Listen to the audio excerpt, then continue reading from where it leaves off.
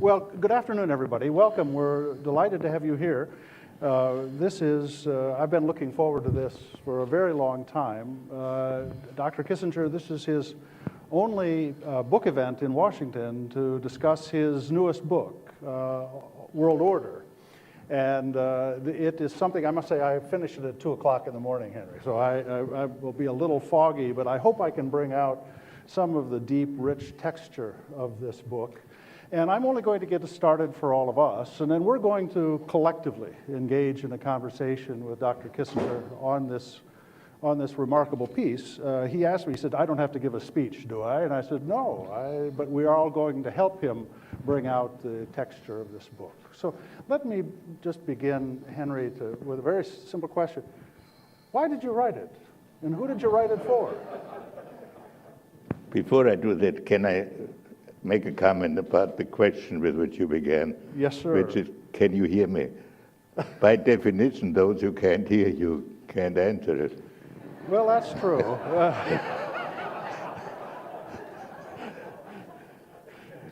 Why did I write this book? I can answer that precisely. I was having dinner with a friend, and at that time I was thinking of writing a book about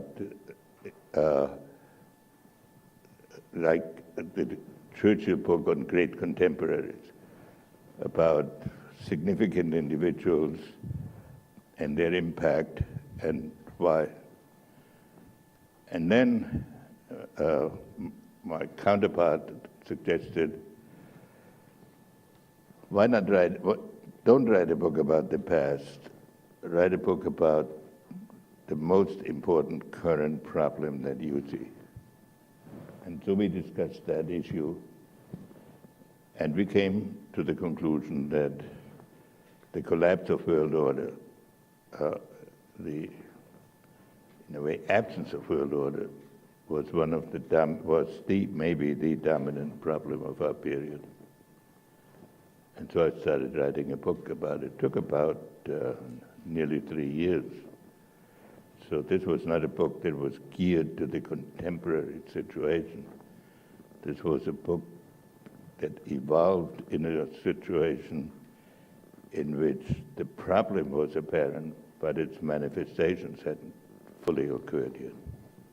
Just so, this is a teaser. I hope everybody's bought one by now, but just as a teaser, Dr. Kissinger goes through a very interesting exposition of the Westphalian system, characterizing it as only one of the order structures by which you could create a world order, looked at how the Islamic world looks at statecraft, the role of diplomacy, the role of states, looks at the Chinese point of view, which is a beautiful little condensation of his book on China, looks at India, looks at Iran, a few other countries, and then says, what's going to be the ordering principle for the international system going forward? Before I turn to ask you about the punchline, let's dig in on a few things. There's one piece here which I thought was fascinating. He was talking about the Westphalian system, and he said diplomats at Vienna were weeks away from their capitals. It took 4 days for a message from Vienna to reach Berlin, 3 weeks for a message to reach Paris. London took a bit longer. Instructions, therefore, had to be drafted in language general enough to cover changes in situations. So the diplomats were instructed primarily on general concepts and long-term interests with respect to day-to-day tactics, and they were largely on their own. We live in quite a different world. We live in a world of instant communications. Is it possible to create an international system that doesn't have detachment for diplomats? Let me make one observation about your previous point. The basic argument I make with respect to the Westphalian system is it's twofold. That in the past, order in the world was imperial in nature. It was primarily, and I would, from my limited knowledge, exclusively in the West, that the notion of order based on a balance of sovereign states evolved. And that in China, in the Islamic world, it was conceived as a unified system and not as a system that was divided up. Of course, this is in China after the period of the warring states. So that was it's my basic argument. Now the Westphalian system spread across the world as a result of colonialism, largely as a result of colonialism. So many new countries adopted some of the language of the Westphalian system without internalizing it. And one of the problems of our period is that what we consider order and international law is really a Western invention that is accepted only in part and sometimes not at all in other parts of the world. Now to get to your point on diplomacy. Those of us who have practiced diplomacy in the current world know that it is quite feasible and quite frequently done that ambassadors are instructed verbatim as to what they should say at important meetings. And that in any event, even if they're not instructed in so much detail, they are instructed with great precision if it's an important subject, and not necessarily, and I would say very rarely, given a conceptual background of what the overall strategy of the leadership is. In the period in the 18th, 19th century, when distances were so great, the instructions had to be conceptual. And if you wanted to change the polity of your government, there was no point arguing about a specific instruction, but you had to make a conceptual argument of why the government should change the major directions of its policy. So, as a result, inevitably, in the modern system, the internal diplomatic dialogue is very pragmatic and very short term. While in that period, when, say, Castlereagh communicated with London, he had to explain his philosophy. And it was true of the others. That was not true of Metternich, who was in his capital. But even the Prussians were more than a week away. So as a general proposition, and about a later period that I wrote, not in this book in great detail, when Bismarck started his diplomatic career as ambassador of Prussia to the German Confederation. And he violently disagreed with the traditional thinking of Prussian foreign policy, which was close cooperation with Austria and based on, and then European legitimacy. He challenged all of this on the basis of national interest. And he wrote long, he collected many volumes of dispatches in which he explained the theory on which he thought foreign policy should be conducted. This wouldn't be possible today. I wouldn't know outside of Kennan, but he was really some distance away, and both conceptually, and it's very rare that even internal diplomatic exchanges reach that level. Henry, when you discuss the Westphalian system, you talk about the radical shock that the French Revolution had on it, that all of a sudden it introduced rather universalistic popular sentiments that made it harder to do diplomacy. Do you want to just recount that for the audience here today? And I have a follow-up question. John has read the book more recently than I have.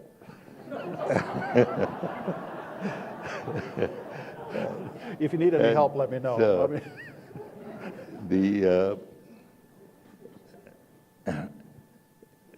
of course, the Westphalian peace emerged at the end of the 30 Years' War, which had two bases. One was a religious basis, and the other one was the attempt by France to bend the religious war into a geopolitical enterprise. And in that they fundamentally succeeded, because it produced an outcome which kept Central Europe divided, France strong, France a Catholic country whose ruler had the title of the most Catholic Majesty, France allied with Protestant Sweden in a war against Catholic Austria. So that war then ended, however, with a decision that the religious conviction of populations should be left to the decision of their rulers, and that therefore they had no right, no outside country had a right to intervene in that decision, so that wars in that concept were fought for geopolitical reasons and for the balance of power. And so I'd say that the two major elements of the Westphalian system were non-intervention and a balance of power, non-intervention in domestic affairs, and an equilibrium of powers.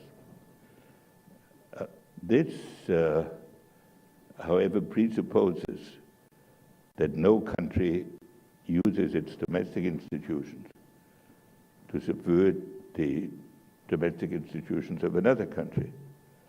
Because if you make the prevalence of your domestic institutions the key to international peace, then you are also obliged to undertake a crusade to achieve it. And the French Revolution, with many, of course, many aspects, but they were an example of this tendency of making conversion the element of foreign policy. Was a declaration signed by the National Assembly, which any country could fill in, saying that France would support the revolutionary elements or the republican elements in any of the society, and putting French power at the disposal. So then this meant a breakdown of the basic concepts of the Westphalian system. Another aspect of the Westphalian system was what was new at that time. It was the emergence of the concept of the state as a legal entity, that government no longer was the expression of royal power, but royal power symbolized the existence of a state which conducted essentially geopolitical policy. And the founder of this was Cardinal Richelieu, a cardinal who was whatever his title was, he was in charge of foreign policy of France, but he said the individualist model, he will be fulfilled in the hereafter, but the state will be judged by its current actions, so that therefore there were no universal principles above the geopolitical necessities of the state. And this is what gradually became the dominant principle after the Treaty of Westphalia of European diplomacy, and I think of many respects global diplomacy. But it means that if the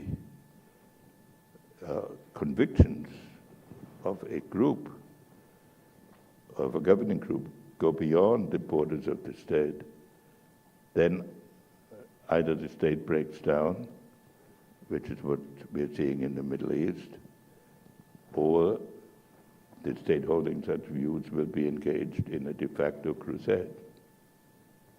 You talk about how the French Revolution and then the Bolshevik Revolution upended the Westphalian system in the sense that it brought popular energy connected with rather universalistic objectives.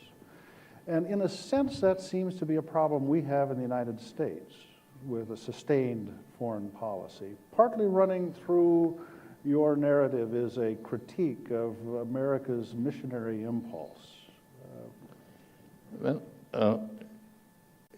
The American missionary impulse, as long as we were separated from the rest of the world, had a profound historic foundation, that this was a country that was populated by people who had turned their back on the societies in which they lived, and they were convinced, and rightly so, that in the new country they would find a possibility to express views that had been prescribed at home. And so the idea of America as an example to the world was sort of a natural expression of the 19th century experience, because we fundamentally asked nothing of the rest of the world except not to intervene in our affairs. It became a challenge to American foreign policy when we attempted to apply these principles not just as values, but as implementing principles of a balance of power and of a geopolitical system.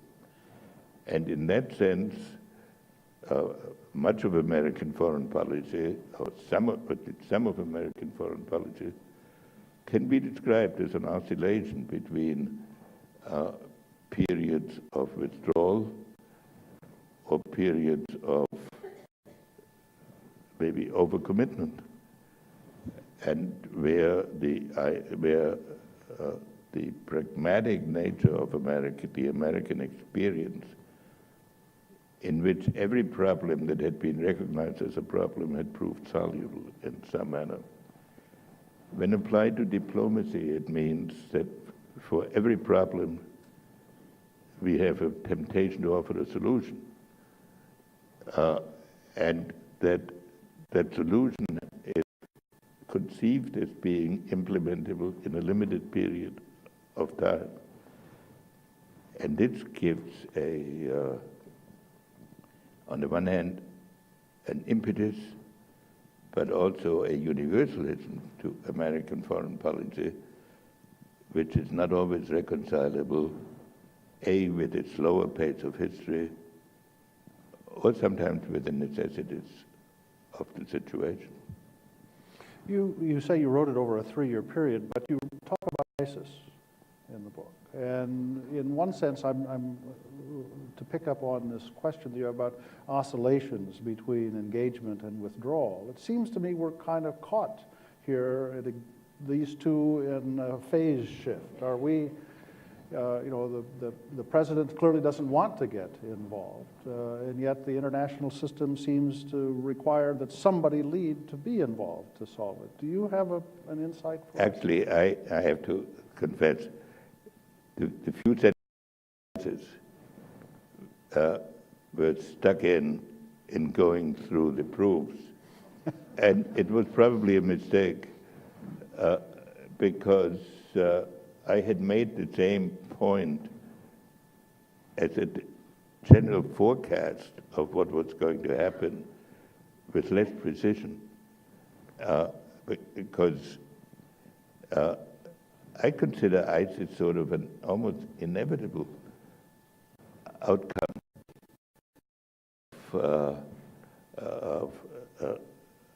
of the evolution of an upheaval that has a whole set of different components. It has an upheaval against constituted authority. It's an upheaval caused by the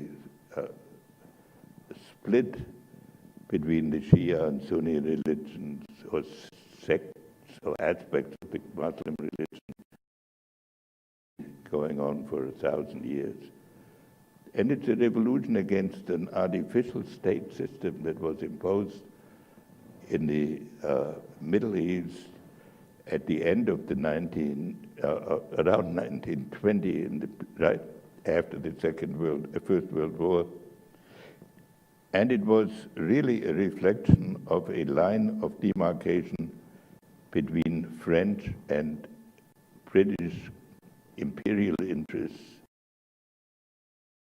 There was no such thing as an Iraq before 1920. There was no such thing as a Syria in its present dimension, so that the civil war, that it's therefore very difficult to speak of a national feeling in the sense that we know it in the West. And this set of upheavals has in ISIS, but Al-Qaeda existed before that, and what ISIS represents is the combination of a terrorist trend with geographic control of territory. But let me just press, and I'll probably ask an awkward question here, but given our system and America's role in it, is it possible for an international system to work when the leading country wants to lead from behind? Not awkward for me.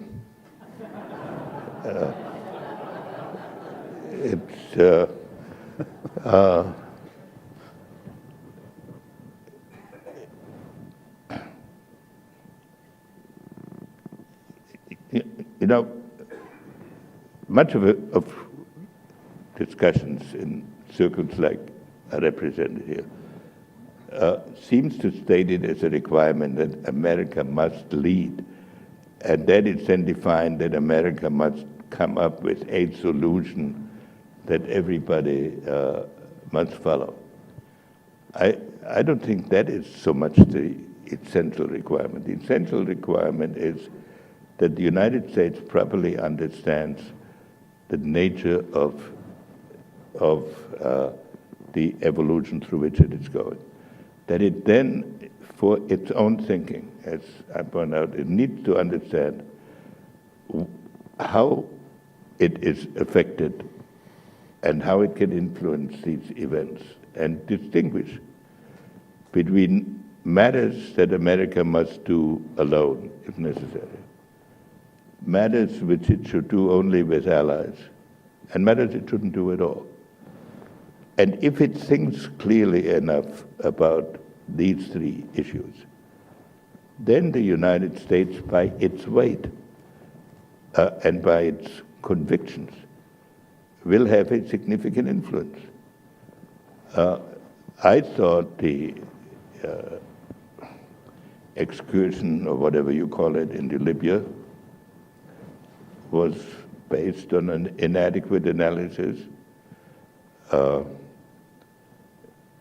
And if we are involved militarily, we should learn one lesson, one absolutely key lesson, simply because I've lived through it. It means particularly much, but I see others here, like General Scowcroft, who have also lived through it, which is this. Since World War II, we have fought 5 wars.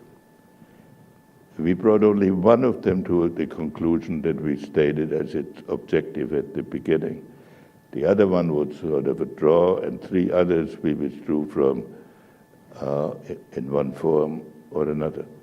That cannot be a continued pattern of American foreign policy because it demoralizes the public, and it makes it impossible then to have a unified policy.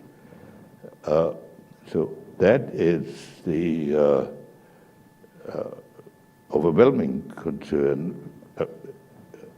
Yes, we should do what our best role is in bringing about objectives within the framework that I have described. But whether the abstract leadership idea is not one that I spend sleepless nights over. When you started off your response, you said something which I think was very telling. No, I'm going to let the audience start. No, I'm fine. But just to, you said, if it thinks clearly, but how does a democracy think clearly, especially one that's so fractured with our domestic politics the way it is now?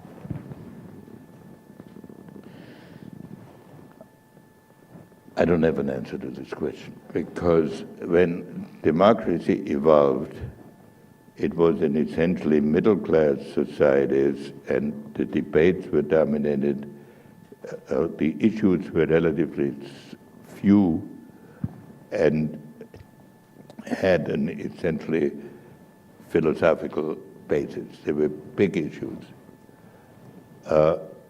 And while the public had an opportunity to express itself at periodic intervals, the leaders were not driven by the need to justify themselves day after day in the face of a constant exhibition of every pressure group that might have a bearing on the discussion. So therefore, in almost every country in that period, you developed some leaders, and over an extended period of time, that had its conceptual quality. If you look at Britain, that in 1 century produced Carteret, Palmerston, Disraeli, Gladstone, and Salisbury, and all of them men with vision and not just tactical people. So but in our present period, when you think of the presidential campaigns that are now starting, the candidates by necessity have to be preoccupied with how they can present themselves in state after state, and to present themselves in terms of the various pressure groups that can be originated. So you can take it for granted that in the 3-4 years before they become president, they have not been able to think consistently about geopolitical problems. That is no fault of theirs.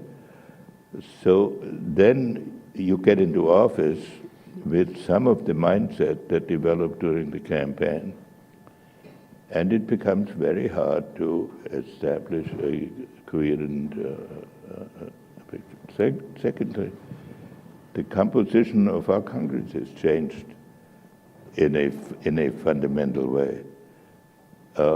When I was in office here, I thought life was tough, and I did not find relations with the Congress necessarily enjoyable, so I don't want to give you the wrong impression. But there were people who, by the nature of the system, had been in office for a very long period of time, and to whom you could appeal on the basis of the national interest, and who would not answer you with their local problems, and who were not running for president either, so they didn't have to. So that established a certain floor under the nature of the debate. And now in the House of Representatives, I don't know how many, there are very few, how many seats are contested, less than 100. Oh, yes, probably 30. Yeah. So the candidates that are running are not worried about the general issues. They're worried about the extremes in their party that might challenge them in a primary. So this is inherent. And I think the fundamental problem of democracy at the moment is how you can develop a general concept when the news cycle is 24 hours, and when the fear of offending somebody becomes such a dominant element that less and less our democratic leaders, I would say that's even more true in Europe than here, are prepared to ask sacrifices of their people. But it's very hard to be a great country if you're not willing to give up some of the present for the future. One last question that I'm going to open up. Do we have microphones ready to move around? I just want to make sure that we're ready for that. But let me just ask one question, Henry. Toward the end of the book, you talk about the problem of reconciling global economics and global politics. And in essence, I mean, this is my simple-minded characterization, but global economics is horizontal and governments are vertical. You know, we don't have this transcending capacity to deal with overarching problems. What would you suggest we do about this? Well, I smile because there are people in this room who work technically under me as economists and who expressed their view. Their view was once expressed by Secretary Simon, who said he thought my knowledge of economics was an argument against universal suffrage. But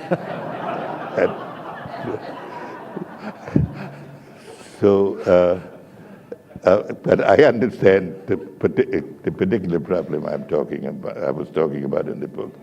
My basic argument is this. Economics, it's the dominant economic theory is globalization, which in effect asserts that the divisions between states are superseded by the inherent dynamics of the economic system, and that a expanding economic system and a productive economic system would not treat countries on the basis of their political conviction, but on the necessities of the economic system and on how the mechanism of that works.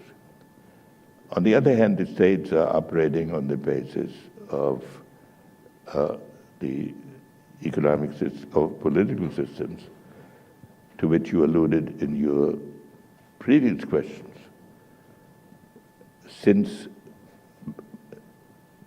crises are inseparable from the unequal development that will always take place to some extent in the economic world, the solution of these crises will be done on a political basis. And secondly, we have seen in our time that the use of sanctions that is a deliberate interruption of the global system becomes a weapon of diplomacy. To the extent that that occurs, countries that might be threatened by similar measures have a temptation and an incentive to immunize themselves against such dangers, so that on the one hand, the actions of the political system have a tendency towards mercantilism, and the necessities of the economic system have a tendency towards globalization. And that's one of the issues we have not resolved. I did not write this book to pretend, as I do in private conversation, that I have a solution to every problem.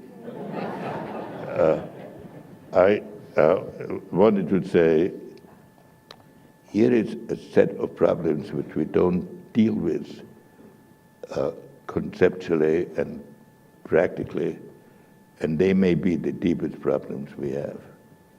That was the basic purpose of the book. Sometimes I think I have a direction in which to go, but that's not the key reason for writing this. But I thought it may have suggested a slightly different direction for your book, which is, given that there is this compelling international economic imperative to find solutions, that might be a better starting point for a global order than a political system, given that we're all the political In principle, systems. I agree with that. The problem is, how do you apply it to the rise of nations, to the decline of nations, and to the eruption of upheavals? And I think we should preserve the global economic system. Anyway,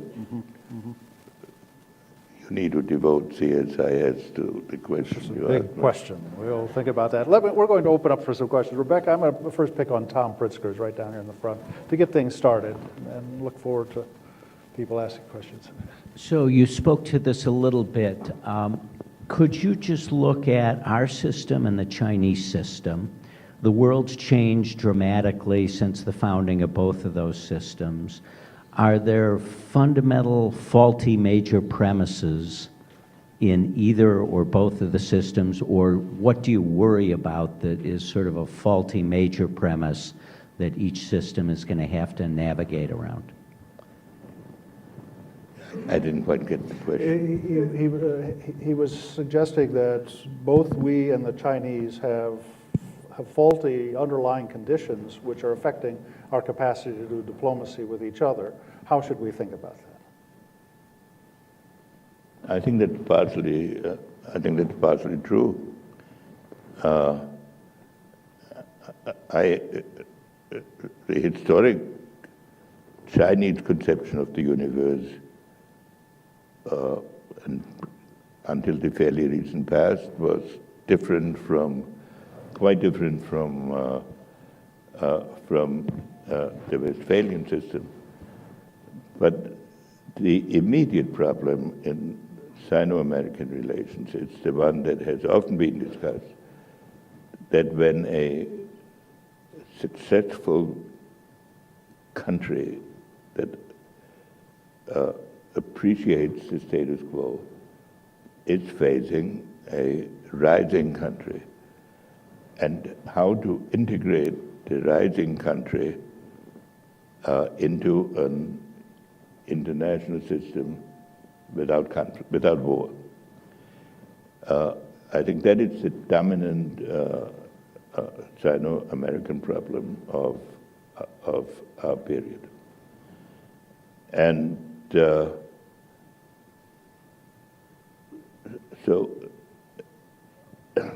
I mean, some expressions of it are that we have great belief in arbitration. The Chinese consider that the agreement to arbitration, before you have an agreement on principle, It's an abdication of their position to begin with. So, but be that as it may, I think the fundamental problem of our period is this. And there the lessons of World War I seem to me to be overwhelming. If you look at the issues that produced World War I, they went through a decade, at least a decade, of constant mutual irritation on essentially peripheral problems, peripheral to the central survival of their society. And most of those issues were solved. And suddenly one issue came along that wasn't solved. Even though as an issue it was perhaps less significant than some of those they had solved in the Balkan Wars and in the Moroccan crisis. And at the end of that process,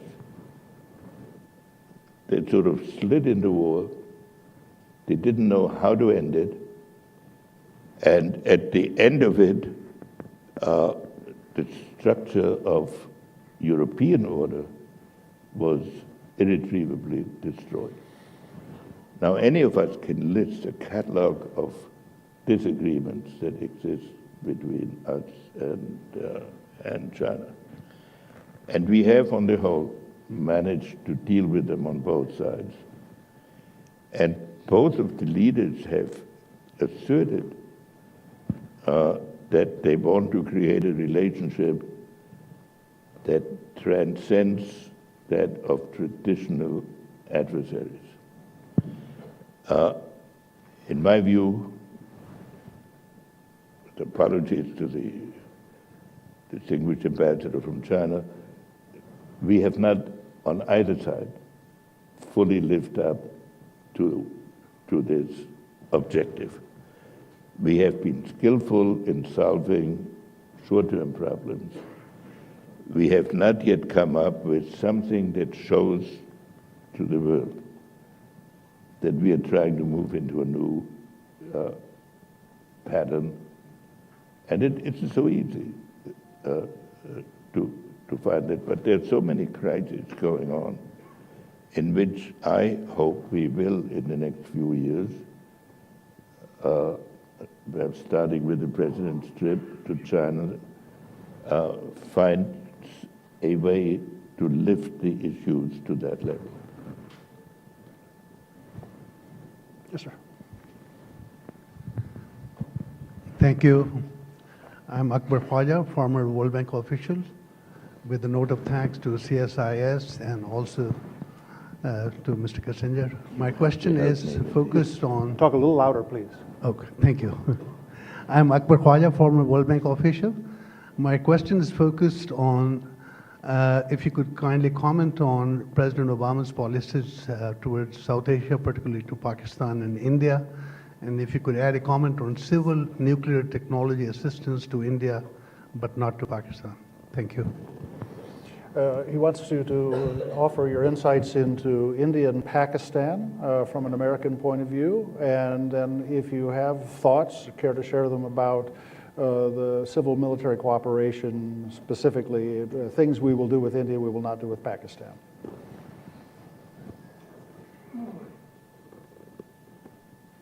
I'm not going into the second part of the question because I don't know exactly what we're doing. The India-Pakistan crisis, obviously, is a result of the period of decolonization in which the British divided the region into the predominantly Hindu region and those who did not want to live in a Hindu-dominated region, which were mostly Muslims. But it was very difficult to draw this dividing line in such a way that the objective was achieved, and then the populations have increased so much that the Muslim population, which in India was a relatively smaller minority, has increased largely, considerably. On the Pakistan side, its existence depended on its difference from India, and from the latent fear that India might want to reverse that experience, and there was the additional problem of Kashmir,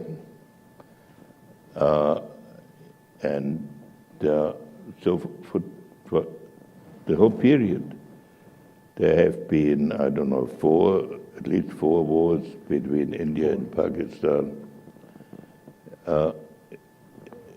Theoretically, at least from the American point of view, we have no interest in the conflict between India and Pakistan, as it is not to us a balance of power problem. And all American policymakers that I've ever known would welcome a solution to this conflict in some manner through negotiation.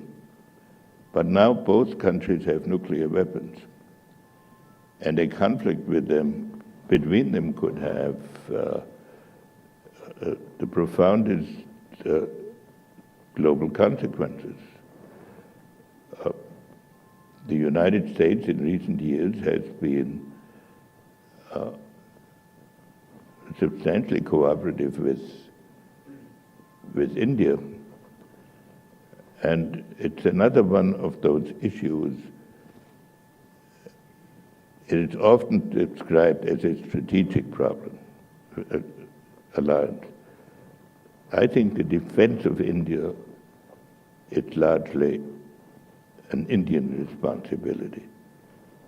But placing India into a South Asian context in which we can cooperate, that is a very important task.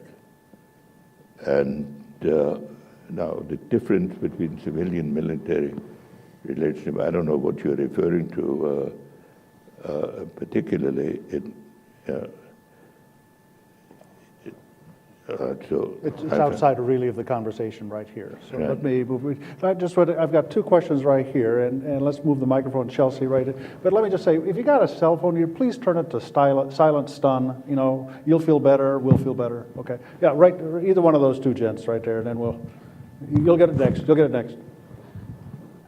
My name is Amitav Acharya. I'm a professor at American University. My question is about China. Do you think China is a revisionist power? Does China want to live within the current international order, which is substantially still the American-led liberal order? Or does China want to create its own world order, where it wants America to and others to live in?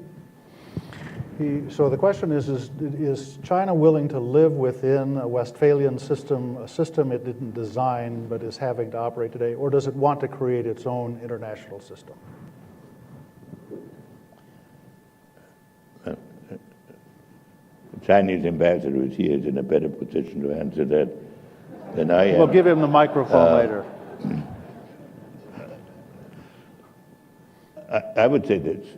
The Westphalian system does not come naturally to the Chinese mind, because the historic position of China has been to regard itself as the Middle Kingdom, and the other countries had some degree of tributary relationship to China, so that the notion of sovereign equality operating by the largely legal principles is not an original Chinese ideal.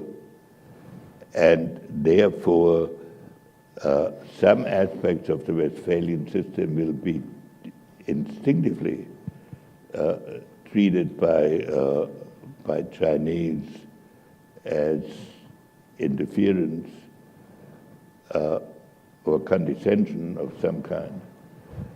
On the other hand, the basic aspect of the Westphalian system, which is to recognize the state as a basic unit of international politics and of sovereign, of non-intervention in the domestic affairs of other states are compatible with the practice of China in its present incarnation.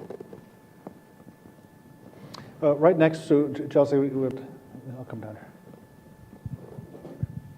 Thank you. My name is Paolo von Schirach, Schirach Report. In keeping with the differentiation that you made a moment ago, Dr. Kissinger, regarding the fluctuation in America between overcommitment and withdrawal, there is a relatively recent development now, and that is lack of means.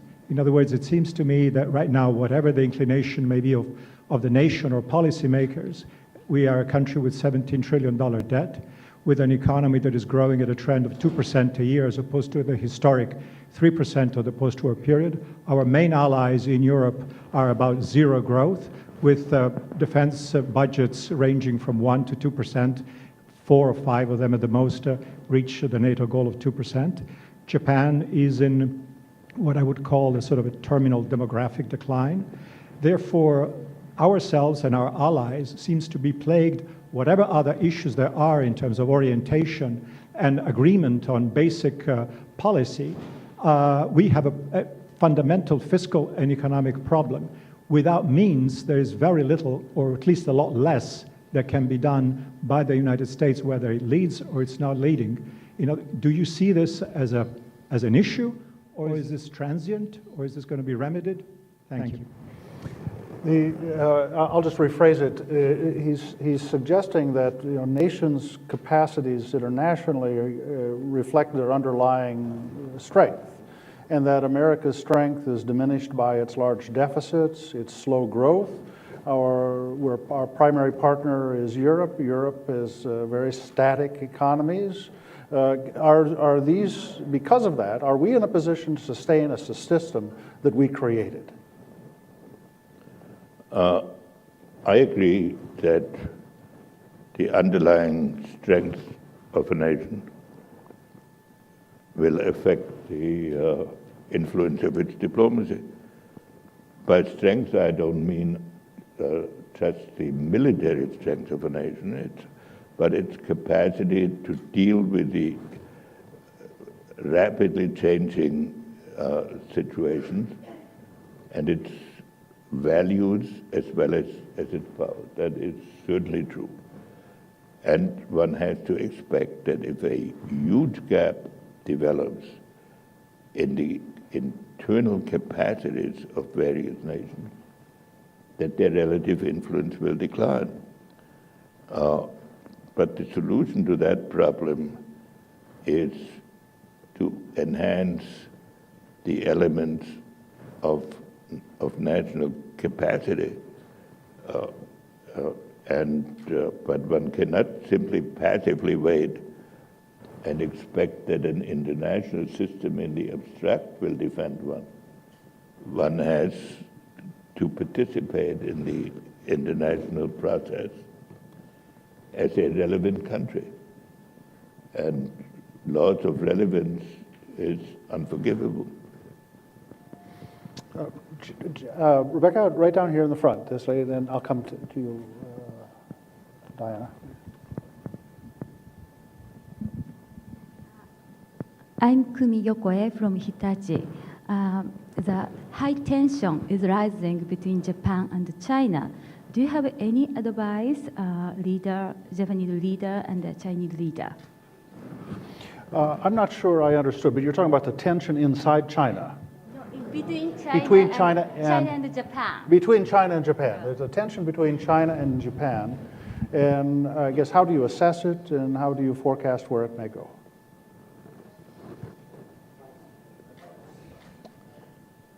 Of course, there's a historic basis for it. And of course, the aftermath of the war has created legacies which can fuel this. But ultimately, I believe the outcome of these tensions will depend on the evolution of Northeast Asian relationships and of the future of Northeast Asia. But there are problems like Korea that will fundamentally affect the relationship between Japan and China, and also the continued role of the United States in that region. I, of course, consider the immediate tensions important, but the deeper issue will be how one visualizes how the major countries of Northeast Asia will and should interact with each other over an extended period of time and not merely over the next few months. Right back, with your hands up, right there, yep. And then Diana, and then I'm going to have to wrap it up with this question. We need to sign books. Joe Bosco, formerly with the Defense Department and a student of Dr. Kissinger. It's good to see you again. Following up on the China questions, do you believe that China has engaged in an active policy of undermining and distracting the United States from its global position, such as by enabling the North Korean nuclear and missile program, proliferating weapons of mass destruction, and supporting some of the world's most odious regimes? He's suggesting that China, the provocative question, that China is undermining America by supporting North Korea, by supporting obnoxious regimes around the world. Do you have a view on this? As a basic principle, I think that China conducts a policy of equilibrium around the world, and therefore they do not consider it their duty to solve all our embarrassments in specific regions. But this particular issue that you mentioned, I have a different perception of the North Korean issue, and I expressed it, in fact, in this book. I think China feels itself substantially threatened by events in North Korea, and does not particularly seek, on the contrary, would prefer not to have a nuclear-armed country, and would be open to a discussion of the evolution of Northeast Asia. And whatever you think of Chinese actions in other parts of the world, on the issue of North Korea, I'm absolutely convinced, and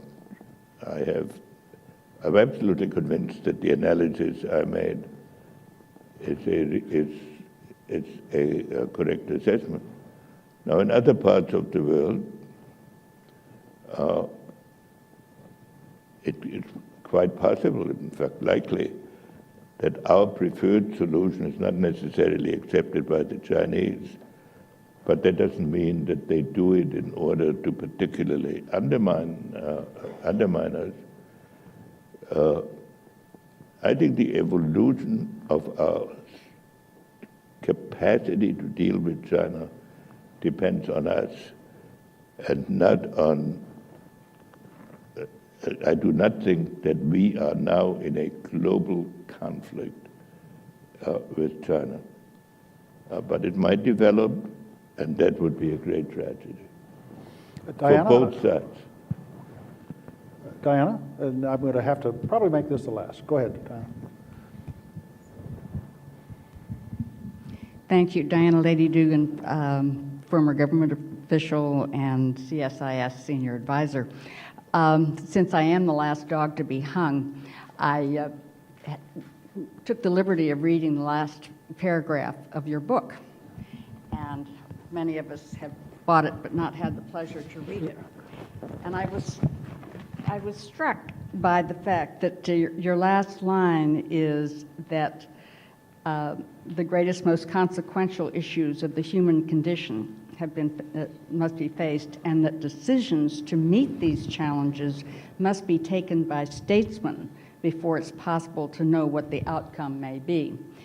And since you clearly demonstrate you're a 21st century as well as 20th century statesman, a question becomes, in this era, and there's a lot of deja vu in every century, but when we do have frequent flyer diplomacy, soundbite decisions, and not just identifying winners and losers, but not just rewarding winners and losers, but creating winners and losers. How do you, remain optimistic about the creation of statesmen like you and others in this room, and how do you think that they will be different in the 21st century? Well, the last paragraph of the book, it's sort of a personal reflection of the difference between my view of history as an undergraduate and after some 70 years of observing the world.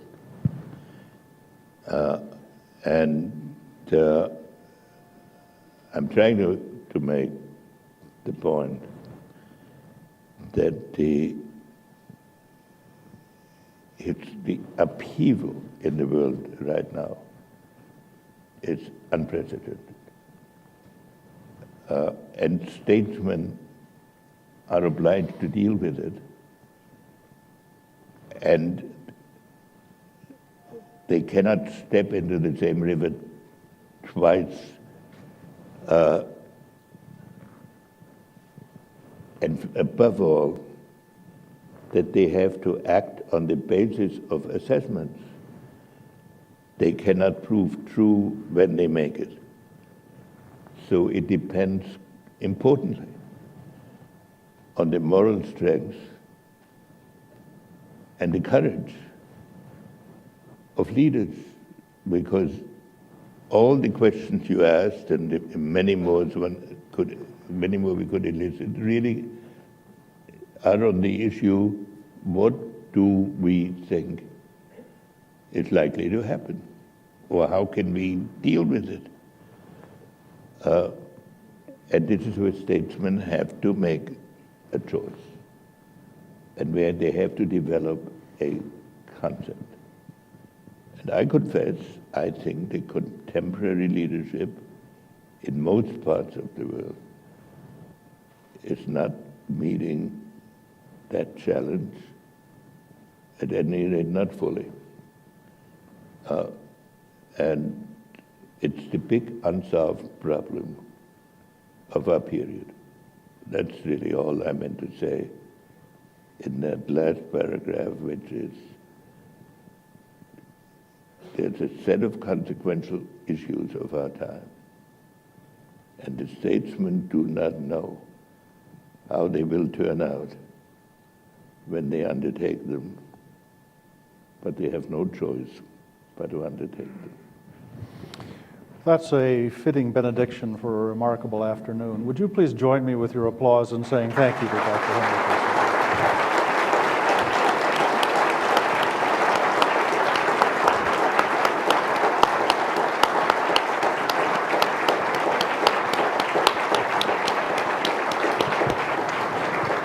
Folks, he'll be signing books outside. If you have one and need it signed, please let the good doctor get up there where he can get it right. You'll have to line up to get it, so thank you.